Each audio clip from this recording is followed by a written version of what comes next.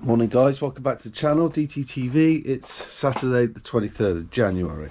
So a little update from this week. Not a lot, I didn't really do a lot this week at all. However, on today's agenda, I've painted this one side of the block, which gearbox, which I'm happy with. So I'm going to strip this side down with the wheels and the drill, and then give that the second coat or the final coat. Then I'll put the end cap back on and find the relevant bolts. Need to figure out what those are. I think it's probably these ones, but I'll check that. I ordered the stool that I mentioned in the other video for when I start sanding the panels down. It was about 32 quid from Germany. Pretty decent one. Shout out to Alan, who sent me, I couldn't find, and I can't find in stock anywhere, this tensioner. Everywhere I was buying it from on eBay and online, either was sending me the incorrect part or just didn't have it in stock anymore. So that one's off another racing Puma, but it's in good order. I was tempted to give it a lick of paint, but it doesn't look too bad. So as you can see, that's been put back on with the correct bolt, and I've now fitted the belt, and it seems that the belt is the correct size. It's got, you should be able to usually, I believe, turn it 90 degrees, which that can go, it can't really go much more. So I would suggest that that's actually a good fitment. So it's great to have the belt on. It's looking a lot more complete. This doesn't look too bad. For those that have watched previous videos will know that this will pull out this way a little bit, which will tilt this forward, and that'll be done through that hole there. As you can see, it doesn't line up, but then when I move it, the hole becomes into range. So once the gearbox is strapped on, that's going to work quite nicely. I need to find and order something to bung this section up here and blank these two hoses off there. For those that watched the last video will know I've drilled a hole in here, and I've received these fittings, which will go, excuse me, I don't know what I've done with it. Where can I put that? Just bear with me a second. Yep, so it's the idle control valve, and as you can see, 3/8 they will go into there nicely. I just need to pop to a mate's and die cut that, which I'm going to do this morning. And once they're on, this will position on here, and then the two pipes are going to come out the back and go to one pre-throttle body and one there in the throttle body. So you'll see me taking the inlet off now, take that over, and we'll go and get those cut. So that's where I'm heading to shortly. I also received this converter, which takes it from 8mm to 4mm. So I just need a small section of pipe on there, and that's to the map sensor and to the actuator on the supercharger. I also received some little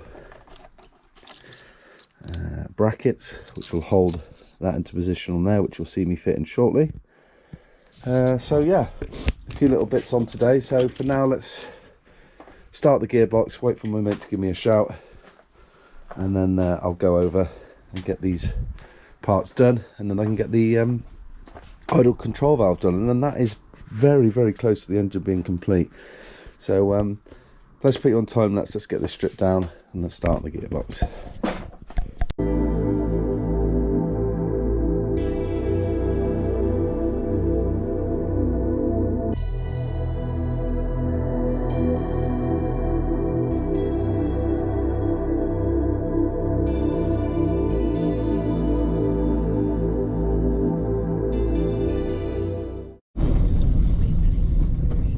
Join me in the new work van, Vossel Vivaro. Gutless.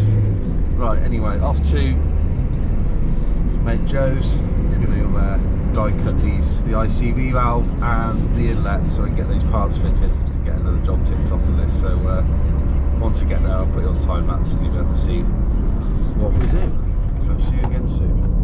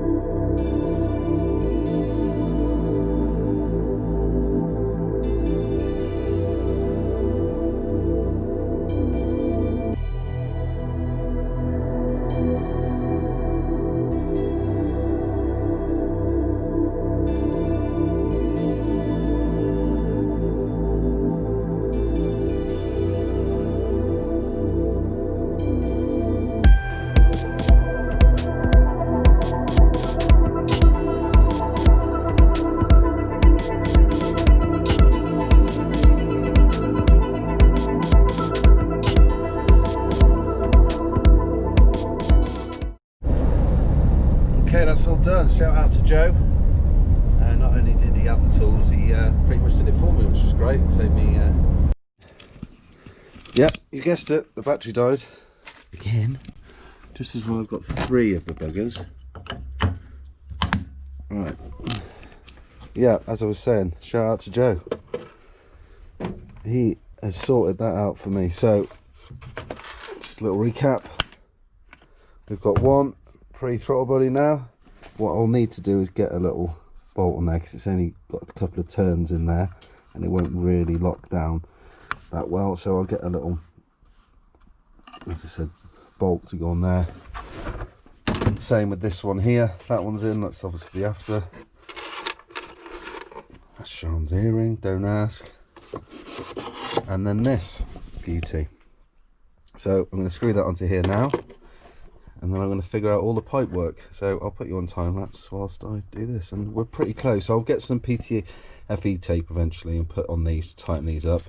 In fact, what I will do as well is I need some pipe cleaners, but I'm going to put some. I watched a Chris Fixit video, and he was actually cleaning out one of these, and he recommended that you don't clean it that way and get cleaner down this way. You use it this way and clean it to get all the bits out. Now, we were careful as possible to get as minimal thread metal shavings in there. However, the likelihood is there's going to be a few in there. So what I'll do now is I'll give this a good clean before screwing those on and sorting out the pipe work. So yeah, let's get that done.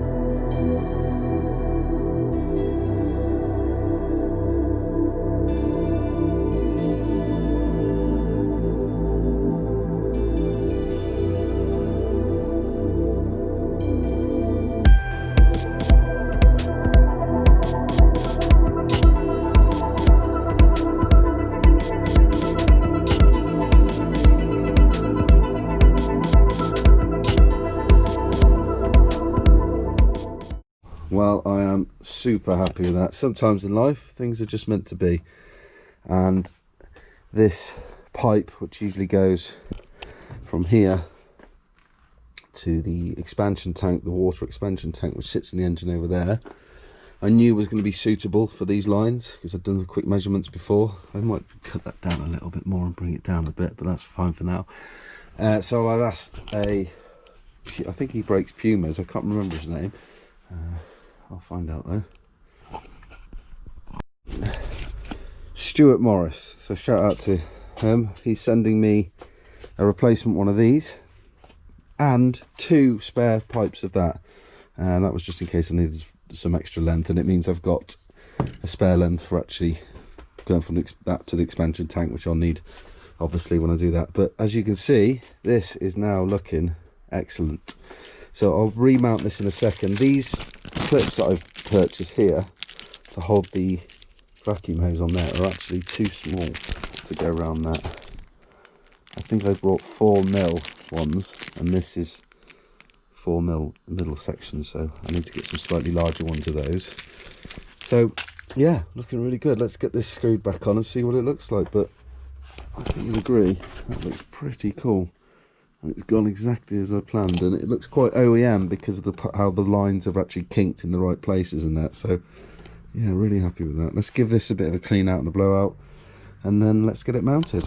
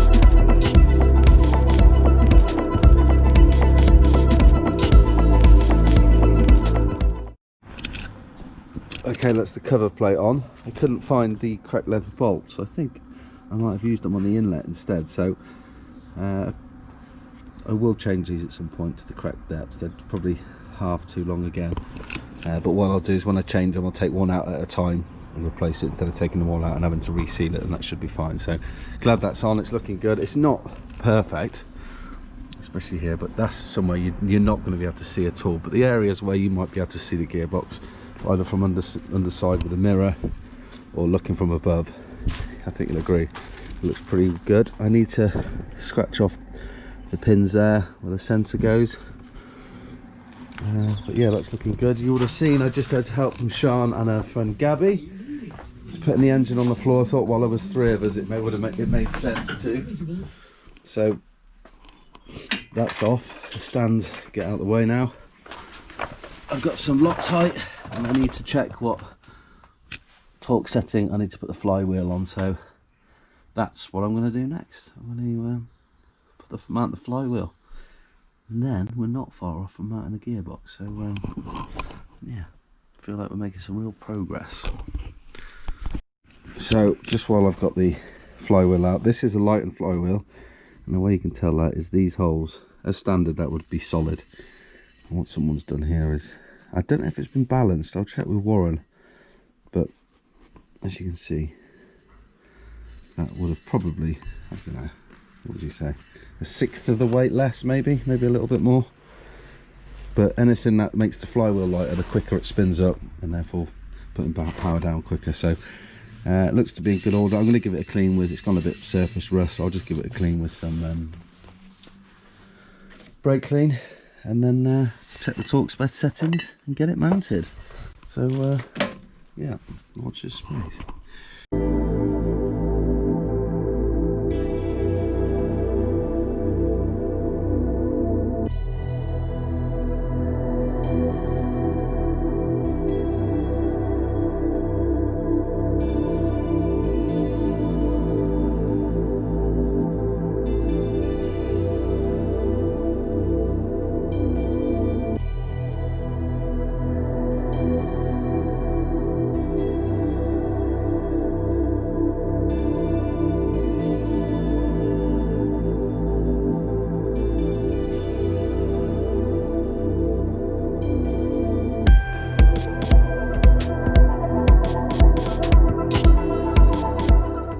Hey Siri, stop.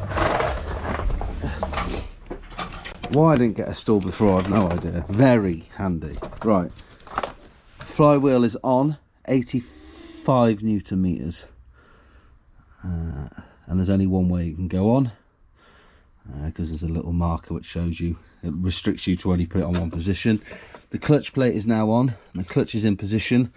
This happened to be a perfect size to slot in there and line up with the one in the back, so I know that this is dead center. When you see in other videos, or you have see people having difficulty sliding the gearbox on, it's usually because this is not dead center, and the bit that comes out the gearbox that lines up into here needs to be exact, otherwise you're fighting to try and shift it around. I've also used some Loctite, as you saw, on the clutch pressure plate bolts, which by the way are 29 Newton meters. Those 6 are 29 and the 6 on the inside for the flywheel were 85. So now that that's on,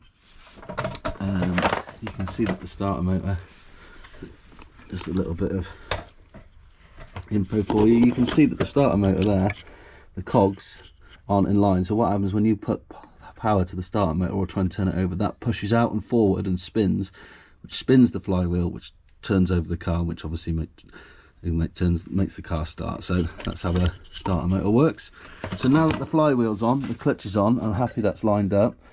I'll put the tools away a little bit, and then I'm going to bring in the gearbox, and I might use my new jack just to take the weight of the gearbox and line it up, and then try and find the appropriate bolts and try and bolt it on, because I'm off out shortly with my nieces, so I'd like to get the gearbox on before I leave, and I'll be really happy with that. And then either later on today or tomorrow, which will be obviously Sunday, I want to finalise all of the engine, make sure it's all together, and then from there I'm tempted, I must say I am tempted to bring the shell in instead of starting on the panels, is to bring the shell in and see what we're working with there. But I need to borrow a welder or get someone to weld me a bracket which I can put to the front and rear of the car in order to put it on the spit and then rotate it. So yeah, enough waffle, let's get the gearbox in and let's get it mounted on.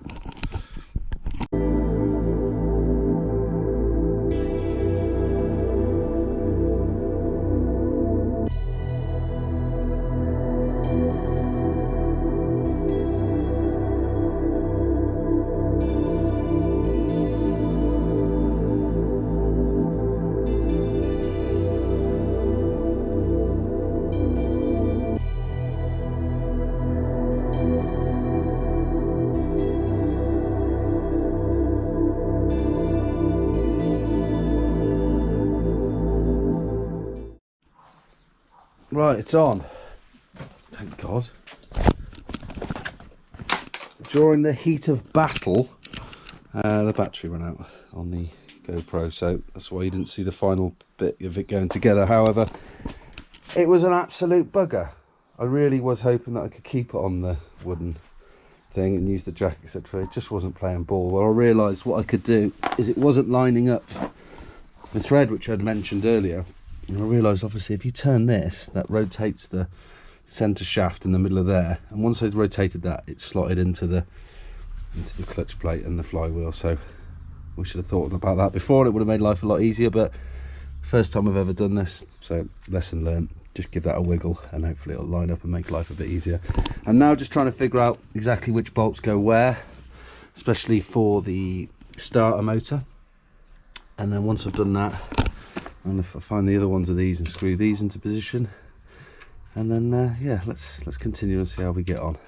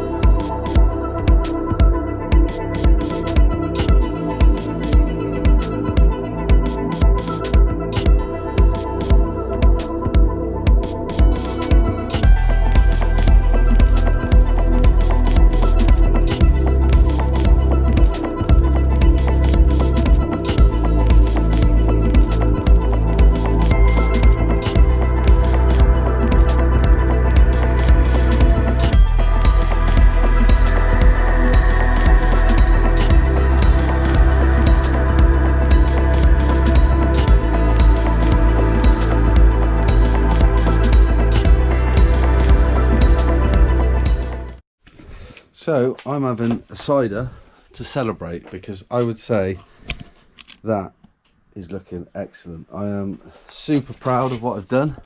I'm by no means a mechanic. I just absolutely love motorsport and cars, and my OCD enjoy making things look fresh and new, and I've always wanted to modify a normal Puma, so to have the opportunity to do this with this one and build up and do what I've done so far, I'm really happy. I'm so glad at how that's come out.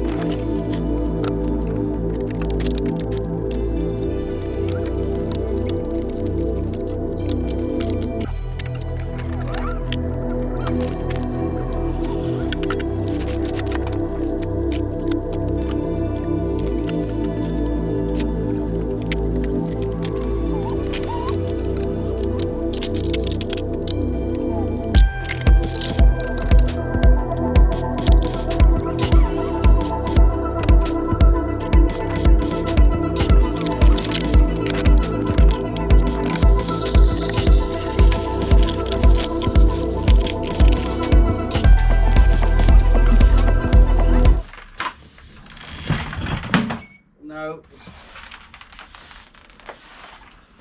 That's where the chocks were there.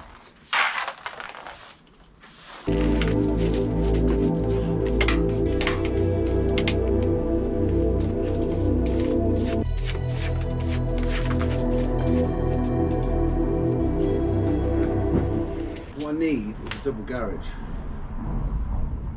Really badly.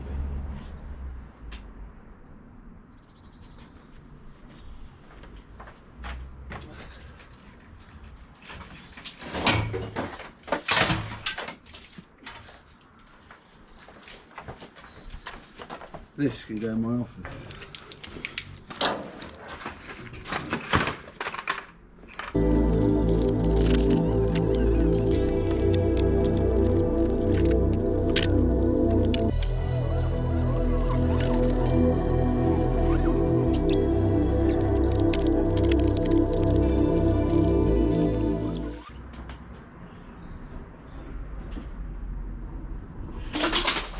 Shit.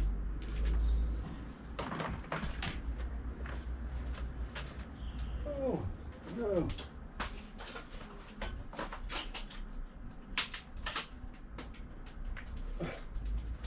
Pissing in the wind.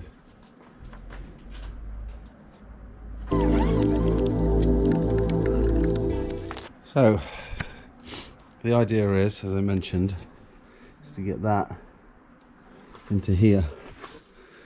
I just really don't know where to put this. It's a bit in the way. The garage looks a mess now, but we're doing the best as I can with a single garage anyway. So tomorrow I'm going to get that uncovered, see where we're at, see about welding the, let's see if I can show you what I mean.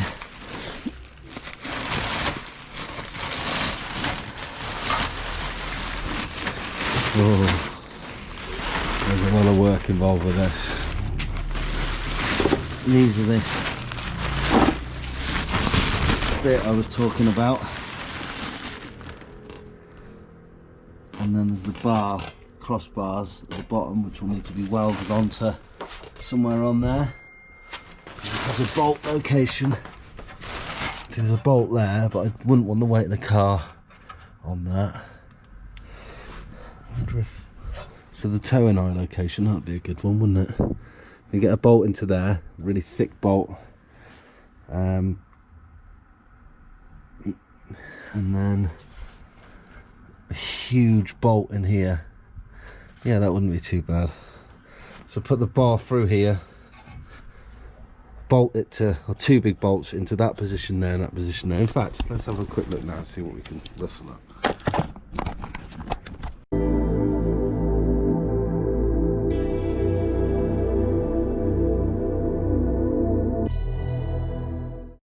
So those of you that saw, I think it was the last video, I bought the arch liners and I pointed out that this is open. Well, that is where the previous owner has put. I'm not quite sure what's been used, to be honest.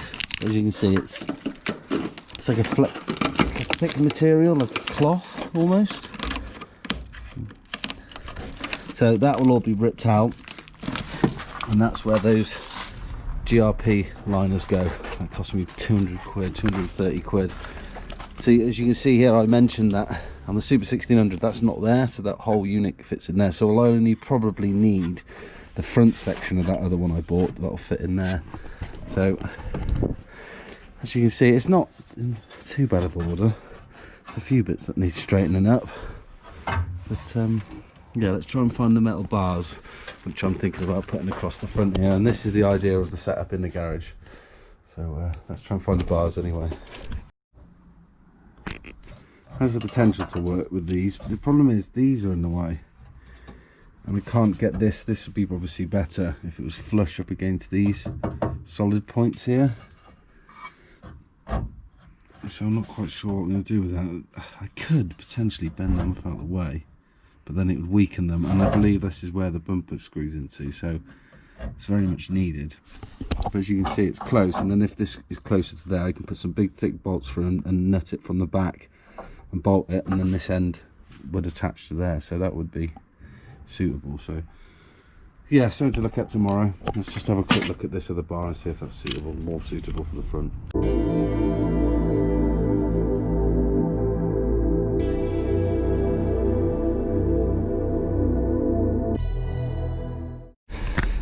Didn't want to bend them out of the way, but it's going to be a suitable solution. I can bend these back, no worries. I can even take the welds off and then reshape them and then get someone to weld them back on, which I'll probably will, but that lines up nicely with that. So all I have to do is drill a hole in there and there and bolt that through.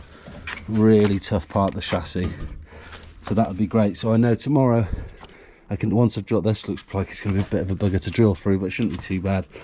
I should be able to get the front on ready to go onto that end, and then tomorrow I'll have a look at what the best options are going to be for the rear. But for now I've got to get on because my nieces want to go to McDonald's. So yeah, thanks all again for watching. I don't know if this will be a video that I'll upload tonight or if tomorrow's footage I'll add to the end of this, but if not, yeah, cheers and thanks very much for watching. And what an absolute result to get that done.